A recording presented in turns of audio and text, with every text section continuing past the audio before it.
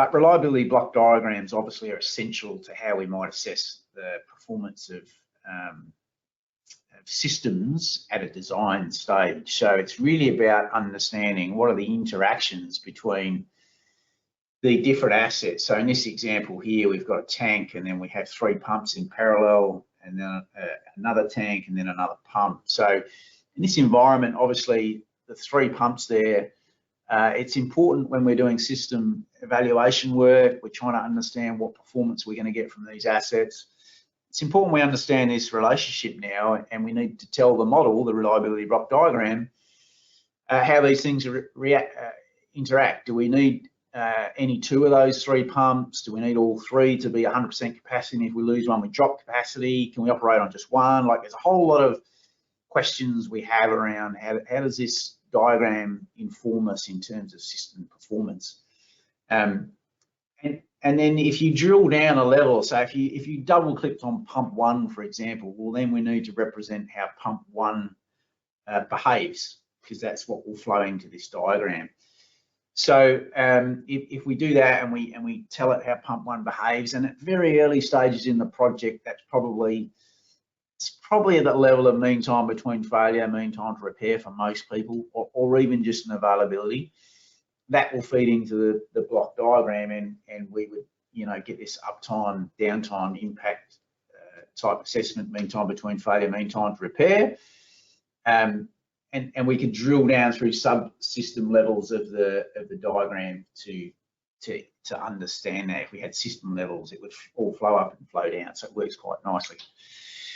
Now, in lots of cases, when we're dealing with capital projects, people do this assessment early days, and they'll use very sweeping assumptions around performance of the pumps in this case, and tanks. Or they may even put assessments right up at a system level around the availability of that system and the typical outages it might see. And that's okay, it gives you this early indication of system performance and some kind of assessment of sort of process design, and that's fine. What we need to do as we evolve, though, is not to sort of forget that model and then go on to developing maintenance strategies. We actually need to connect these things together. So if we now talk about how a FAMICA works, well, then we have that pump 1 that we double clicked on, rather than just put in an availability level or just an MTBF, MTTR. Really what we can do is break that down to failure mode. So here's pump 1, it's got, and these are not failure mode descriptions, but you get the idea. We can break down to componentry and then failure modes. And then we can assess the impact of the failure modes and how they affect the performance of the pump, and therefore roll up through the system. So connecting these 2 things together is really effective.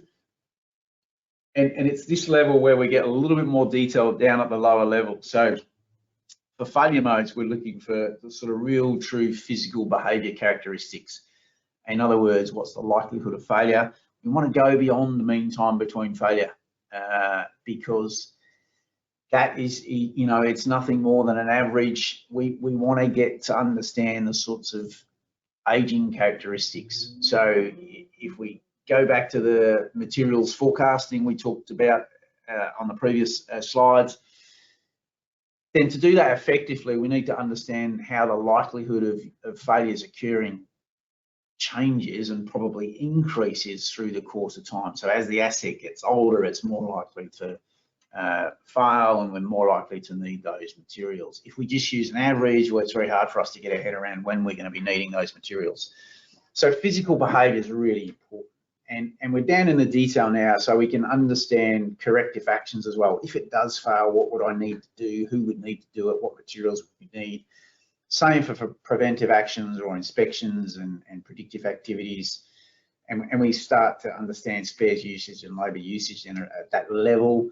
And that's the piece that can all flow up. So the whole point here is that we can build on high-level block diagrams. We can build into detail. And if we build into that level of detail, it can start taking us down the path, obviously, of maintenance optimization and maintenance plan generation, as well as looping back and helping us get a greater, more granular assessment of system availability and performance.